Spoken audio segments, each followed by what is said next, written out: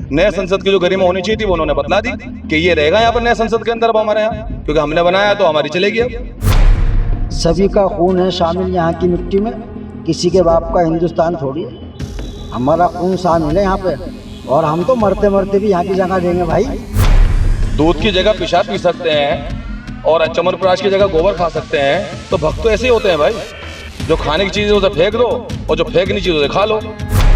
सवाल दानिश अली का नहीं है, ये हिंदुस्तान के अंदर रह रहे 25 से 30 करोड़ मुसलमानों की को गाली दी गई है, क्योंकि बीजेपी के अंदर हर उस आदमी की तरक्की होती है जो मुसलमानों को गाली देता है, मुसलमानों को अपशब्द कहता है। देखना चाहिए हमारा कैंडिडेट कौन है, शिक्षित है या नहीं है, क्रिमिनल है या अच्छा है।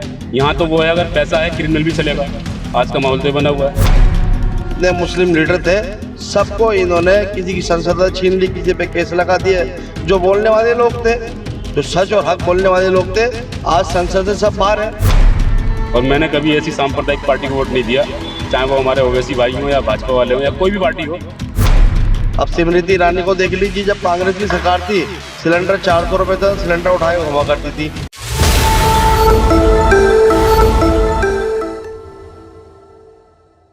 आदाब, नमस्कार, सत श्री अकाल। मैं इम्तियाज रोहतासी और आप देख रहे हैं मेरा चैनल इंडिया बोले हल्ला बोल, क्योंकि सच सुन सच बोल। इस वक्त मैं मौजूद हूँ जनता कॉलोनी पीरी मिट्टी पर, और आज हम लोगों से पूछेंगे कि रमेश भदौड़ी ने जो अपशब्द बके हैं लोकसभा के अंदर, जानेंगे कि यहाँ के लोगों की इस बारे में क्या राय है। तो चलिए मिलते हैं लोगों से कि यहाँ के लोग क्या कहते हैं। जी, आपका नाम? मेरा नाम मोहम्मद वसीम है भाई। अच्छा, मोहम्मद वसीम जी। वसीम भाई, आजकल एक बहुत ज़ोरों शोर से मुद्दा चल रहा, आपने देखा होगा और सुना भी होगा कि संसद के अंदर एक नाम है एमपी रमेश भदौड़ी। उन्होंने एक मुस्लिम नेता को, मुस्लिम एमपी को गाली बक दी है संसद के अंदर। तो इस बारे में आप क्या कहना चाहेंगे, क्या हो रहा है ये देश के अंदर? मैं तो यही कहूँगा, ऐसे बदतमीज़ लोगों को संसद में लाना ही नहीं चाहिए। पब्लिक को, जो आदमी ऐसा गंदा है और ऐसे गंदी बात कर रहा है, उल्टा सीधा बोल रहा है, ऐसे लोग लायक ही नहीं है वहाँ पे बैठे जाएं भाई। उसकी तो एक गरिमा है ना, वहाँ पे तो अच्छे लोग जाने चाहिए जो अच्छी बातें करें आपस में। इस तरह की बातें करने वालों को तो वहाँ ज़रूरत ही नहीं है, लाना नहीं चाहिए। तो रमेश भदौड़ी की क्या सज़ा होनी चाहिए? सजा तो ये तो जनता खुद बता रही है कि ऐसे लोग तो रहने नहीं चाहिए संसद में भाई। एक आदमी गलती करेगा, उसे देखा देख फिर दूसरा करेगा, तीसरा करेगा, तो वहाँ पे तो सब खत्म ही हो जाएगा फिर। अच्छा, आपको नहीं लगता कि पहले जो बीजेपी इस तरह के बयान अपने रैलियों में या रोड शो में दिया करती थी, अब खुलेआम संसद के अंदर दे रही है? हाँ, इलेक्शन आ रहे हैं ना भाई। अब वो ऐसा काम करेंगे, इलेक्शन आ रहे हैं, अपने तो लोगों इस तरह काम करें। अपने लोगों को खुश करते हैं ना। वो सोचते हैं अगर हम सामने वालों को बदतमीजी से बोलेंगे और उनसे गलत अल्फाज बोलेंगे तो कुछ हमारे जो लोग हैं वो खुश होंगे। उनका जो मुद्दा जो है ना, वो नहीं है कि विकास हो या अच्छे स्कूल हो या नौकरियां हो या मुल्क तरक्की करे। उनको ऐसे लोग नहीं चाहिए, उनको ऐसे लोग चाहिए कि मुसलमानों को कौन ज़्यादा गाली बक सकता है, मुसलमानों को कौन ज़्यादा गलत कह सकता है। इन बातों से देश आगे जाएगा। देश तो आगे जाएगा जब हमारे देश के अंदर लोगों को रोज़गार मिलेगा, अच्छे स्कूल होंगे, बच्चे अच्छे पढ़ करके अच्छा काम करेंगे देश के लिए। भाई, इस देश के लिए मुसलमानों ने क्या नहीं किया, क्या नहीं किया मुसलमानों ने, कितनी कुर्बानियाँ दी हैं। देश जब आज़ाद हुआ तो उसमें कौन शामिल थे, किसने लड़ी लड़ाई? वो ये कहते हैं कि मुसलमान लड़े थे लड़ाई तो उन्होंने अपना देश बना दिया पाकिस्तान। हमारा देश तो यही है हिंदुस्तान। हमारा देश क्यों था पाकिस्तान, और पाकिस्तान है क्या? हमारा देश यही है। सभी का खून है शामिल यहाँ की मिट्टी में, किसी के बाप का हिंदुस्तान थोड़ी है। हमारा खून शामिल है यहाँ पे, और हम तो मरते मरते भी यहाँ की जगह लेंगे भाई। 2024 की तैयारी चल रही है, तो मोदी जी रह सकते हैं या जा सकते हैं गुजरात? भाई, अब ये लोगों को देखना है यहाँ पर के क्या करना है उनको।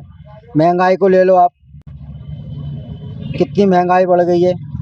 डीजल के रेट देखो, पेट्रोल के रेट देखो, सिलेंडर देखो, आटा देखो, जो दालें देखो। जो गरीब लोग हैं उनका निवाला छीन लिया। दूध देख लो, जो मतलब जो हर आदमी इस्तेमाल करता है ना चीज़ें, उस पे जो है ना इन्होंने इतना महंगा कर दिया गरीब आदमी को। बताओ क्या करेगा गरीब आदमी बेचारा। हम तो जाते रहते हैं हर जगह, मोदी भक्त हैं। वो ये कहते हैं कि चाहे कुछ भी हो जाए, हमारे बदन से कपड़े उतर जाए, लेकिन वोट हम मोदी जी को ही देंगे। हाँ, तो उनका क्या इलाज है भाई? उनका कोई इलाज है क्या? दूध की जगह पेशाब पी सकते हैं और च्यवनप्राश की जगह गोबर खा सकते हैं, तो भक्त तो ऐसे ही होते हैं भाई। जो खाने की चीज़ है उसे फेंक दो और जो फेंकनी चीज़ उसे खा लो, तो खाते रहो। अच्छा, अगर यही माहौल माहौल रहा और ये इस तरह की हरकतें चलती रही तो फिर क्या होगा आगे हिंदुस्तान का? हिंदुस्तान का क्या होगा? हिंदुस्तान ऐसी कगार पे पहुंच रहा है कि अगर इनके ये हिंदू मुस्लिम धर्म का जितने भी झगड़े फैलाते हैं, हिंदू मुस्लिम करते हैं, अगर ये हाल रहा तो हिंदुस्तान तो बर्बादी हो जाएगा इस तरह से। ये 20 और 80 की लड़ाई बोलते हैं, अरे जब हम 20 परेशान होंगे तो 80 तो अपना परेशान हो गए, अब नहीं होगा, आगे चल के हो जाओगे, होना जरूर है। अगर हिंदुस्तान में रहकर सब एक से ही रहेंगे ना, पूंजीपतियों का कौन सा आदमी आगे लड़ता है? जितने भी MP MLA मिनिस्टर लोग हैं, उनके बच्चे कहाँ पढ़ते हैं?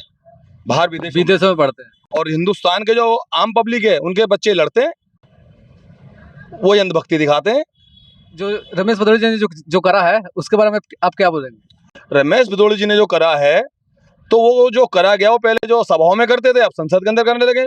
नया संसद बना है, नया संसद की जो गरिमा होनी चाहिए थी उन्होंने बतला दी कि ये रहेगा यहाँ पर नया संसद के अंदर अब हमारे यहाँ, क्योंकि हमने बनाया तो हमारी चलेगी अब। बिल्कुल, क्या मतलब है? उसका बहिष्कार नहीं हुआ अभी तक, उसको अरेस्ट नहीं करा गया अभी तक। सदस्यता तो कम से कम रद्द करनी चाहिए थी उसकी। स्पीकर ने भी कुछ नहीं बोला। स्पीकर ने भी कुछ नहीं बोला। मैंने सुना नहीं। वो कहता मैंने सुना नहीं, तो रिकॉर्ड तो होता है, रिकॉर्ड देख लो। और पीछे बैठकर उनके जो दो बड़े बड़े नेता हैं, ताली बजा रहे हैं, हर्षवर्धन और रविशंकर, वो ताली मेज बजा पीट रहे हैं, हंस रहे हैं खूब। रहे हैं, खूब ताली बजा रहे हैं कि अच्छा बोला हमारा बंदा। यही तो ताली बजाने का मकसद है। तो ये देश को किस दिशा में लेके जाना चाह रहे हैं? देश को गड्ढे में लेने जा रहे हैं। ये गड्ढा ना गड्ढा, उस गड्ढे में सभी ये भी गिरेंगे उसके अंदर। और वो टाइम आने वाला है, वो टाइम आने वाला है 2024 के अंदर। आपके ऊपर वाले ने चाहा तो ये साफ ही है। तो आपके हिसाब से 2024 में मोदी जी का पत्ता साफ हो जाएगा? साफ नहीं होता तो इस तरह के अभद्र शब्द इस्तेमाल ही नहीं होते ना। ये तैयारी तो 24 की हो रही है ना, कि पब्लिक को किस तरह मोड़ना है, डिवाइड किधर करना चाहिए। वो एक ही मुद्दा रह गया है, ये मुसलमान मुसलमान मुसलमान। 20% से इतनी घबराहट। तो ये तो कहते हैं कि अखंड भारत बनाएंगे, पाकिस्तान को भी देंगे अपने अंडर में। बहुत अच्छी बात है, हम समर्थन में ले लो, बंगाल को भी ले लो, बांग्लादेश को भी ले लो, हम तो समर्थन में इसके। तो फिर कैसे संभालेंगे? कैसे संभालेंगे? वो तो जो संभालने आएगा उस टाइम मौके पे वो संभालेगा ना, ये थोड़े संभालेंगे। अच्छा चलिए, गठबंधन पार्टी में किसको देखना चाहते हैं प्रधानमंत्री के रूप में? जो मर्जी बन जाए हमारी तरफ से। तो आपके हिसाब से? हमारे हिसाब से तो जो बेहतर हो, लायक हो उस पद के लिए, वो बनना चाहिए। आपको क्या लगता है? जी हजरत, आपका क्या नाम है? मेरा नाम मोहम्मद फ़हीम है। जैसे कि आपने भी एक सवाल करा था कि संसद के अंदर जो लोकतंत्र का एक पवित्र मंदिर है, अभी उसका उद्घाटन करा है मोदी जी ने। मोदी जी ने ये कहा था कि नया संसद है, नया भारत होगा, लोगों की नई सोच होगी, नया विचार होगा। मोदी जी जो कहते हैं, मोदी जी की बात मोदी जी तक रखिए, क्योंकि मोदी जी जो है वो जुमलेबाज आदमी है। ठीक है जी, मैं आपसे ये कहना चाहता हूँ आपके चैनल के माध्यम से कि संसद के अंदर जो है फुल तानाशाही चल रही है। जो लोग विपक्ष में बैठे हुए हैं, चाहे वो संजय सिंह हो, चाहे वो राहुल गांधी हो, ये लोग संसद में बिल के ऊपर जो बिल आज के टाइम में लागू करे जा रहे हैं, इस पर बहस करते हैं। मोदी जी का नाम आता है तो इनका वॉकआउट कर दिया जाता है, इनको जो है पार्लियामेंट से बाहर कर दिया जाता है। और उसी संसद भवन के अंदर जो लोग गाली गलौज करते हैं, और जैसे कि आपने कहा ना कि दानिश अली, ये सवाल दानिश अली का नहीं है, ये हिंदुस्तान के अंदर रह रहे 25 से 30 करोड़ मुसलमानों की को गाली दी गई है। ये गाली दानिश अली को नहीं दी गई है। और मैं ये कहना चाहता हूँ कि संसद भवन के अंदर जितने भी मुस्लिम लीडर हैं, उन सबको संसद का बहिष्कार करना चाहिए, वहाँ से बाहर निकलना चाहिए। जब तक कि ऐसा नहीं होगा, आज कुंवर दानिश अली साहब को गाली दी गई है, कल किसी और को दी जाएगी, क्योंकि बीजेपी के अंदर हर उस आदमी की तरक्की होती है जो मुसलमानों को गाली देता है, मुसलमानों को अपशब्द कहता है। एक तरफ मोदी जी कहते हैं कि सबका साथ सबका विकास, अब कहाँ है? मोदी जी ने आकर एक शब्द भी नहीं कहा। बताइए क्या कहा? मोदी जी तो जब कोई बात आती है तो चुप होकर बैठ जाते हैं या विदेशी दौरे पर चले जाते हैं। आज देखिए हमारे देश का हाल क्या है। जीडीपी जो है हमारी देश की बांग्लादेश से ही बदतर हो चुकी है, क्योंकि यहाँ पर यहाँ के लोगों को एक हाथ में झंडा दे दिया जाता है, जो लोग नीचे के लेवल के हैं, और उनसे कह दिया जाता है रोडों पे जाकर जय श्री राम के नारे लगाओ और मुसलमानों को उकसाओ। ये उकसाए जाएंगे, देश दो तरफ बढ़ जाएगा और बीजेपी को उसका फायदा हो जाएगा। तो इस बात पर स्पीकर को क्या करना चाहिए? स्पीकर साहब क्या करेंगे? स्पीकर साहब तो खुद जो है ये पीछे से इनको ऑर्डर जब तक नहीं मिलेगा जब तक कुछ नहीं करेंगे। ये क्या करेंगे? इनको तो आवाज ही नहीं आती जब कुछ कहा जाता है। इनको तो आवाज जब आती है जब विपक्ष का कोई आदमी बैठकर कुछ मुद्दों को लेकर बोलता है, जब इन्हें आवाज आती है।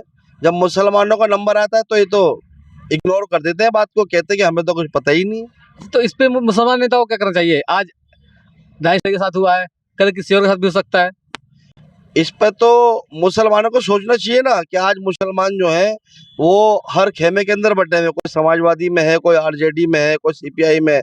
इनको अपनी एक अलग पहचान बनानी चाहिए। अगर ऐसा इस वक्त में इन्होंने एक जगह इकट्ठा होकर नहीं करा तो आज इनका नंबर है दानिश अली साहब का, कल किसी और का नंबर होगा। वैसा भी आजम खान साहब को देख लीजिए, और भी जितने मुस्लिम लीडर थे सबको इन्होंने किसी की संसद छीन ली, किसी पे केस लगा दिए। जो बोलने वाले लोग थे, जो सच और हक बोलने वाले लोग थे, आज संसद से सब बाहर है। ये तानाशाही चल रही है देश के अंदर। तो आपके हिसाब से क्या लगता है कि 2024 में कौन आ सकता है?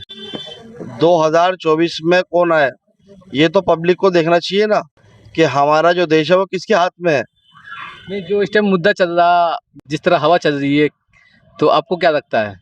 मेरे हिसाब से तो एक पढ़ा लिखा आदमी राहुल गांधी है, उसको आना चाहिए। क्योंकि कांग्रेस के दौर में लोग बेरोजगार नहीं हुआ करते थे, खुशहाली रहा करती थी, कारोबार हुआ करता था, इतनी महंगाई नहीं हुआ करती थी। अब स्मृति ईरानी को देख लीजिए, जब कांग्रेस की सरकार थी सिलेंडर 400 रुपये था, सिलेंडर उठाए घुमा करती थी अमेठी के अंदर। आज सिलेंडर की रेट 1100 रुपये है। एक बार भी आपने उन्हें देखा सिलेंडर सिर पर उठाए घूमते हुए? तो ऐसा हो सकता है कि अगर अगले साल 2024 सरकार चेंज होती है तो सारा माहौल सही हो जाए और जो हिंदू मुस्लिम इस टाइम हो रहा है ज़्यादा, वो खत्म हो जाएगा। हिंदू और मुस्लिम को तो मुद्दा बना रखा है ना, जब सरकार ही चेंज हो जाएगी तो मुद्दा ही खत्म हो जाएगा।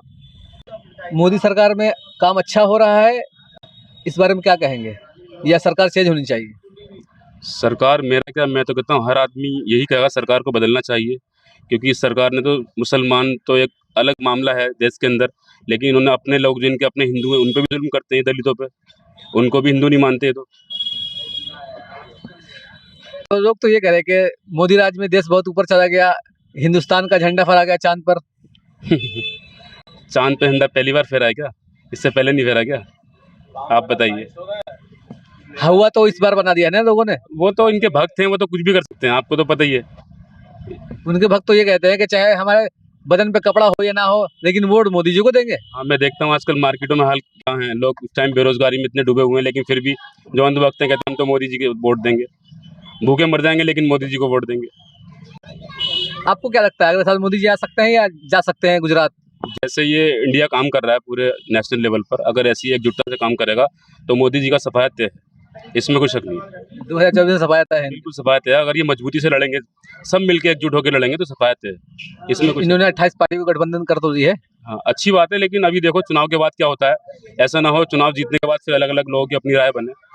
अभी तो फिलहाल चुनाव लड़ने के लिए इंडिया गठबंधन बनाया, अगर आगे ये बरकरार रहा तो मोदी जी का आना तय है। बिल्कुल मोदी जी एकदम पत्ता साफ है इस बार। जी हाँ। अच्छा, इस टाइम जो मुद्दा चल रहा है सोशल मीडिया पर, वो चल रहा है संसद के अंदर जो एक ड्रामा हुआ है, ड्रामा कह दीजिए, कुछ भी कह दीजिए, कि एक एमपी ने दूसरे एमपी को गाली दी है। इस बारे में आप क्या बोलेंगे? ये बहुत ही घटिया काम किया उन्होंने, जो बीजेपी के सांसद हैं विदुड़ी, घटिया काम ऐसे किया उन्होंने, पूरी कौम को गाली दी है। किसी की पर्सनल लड़ाई हो सकती है, मैं समझ सकता हूँ, मान सकता हूँ, लेकिन वो तो पूरी कौम को बोल रहे हैं मुल्ले मुल्ले कट गई। कोई तरीका होता है बोलने का? कोई भाषा का उनका सही इस्तेमाल है ही नहीं है।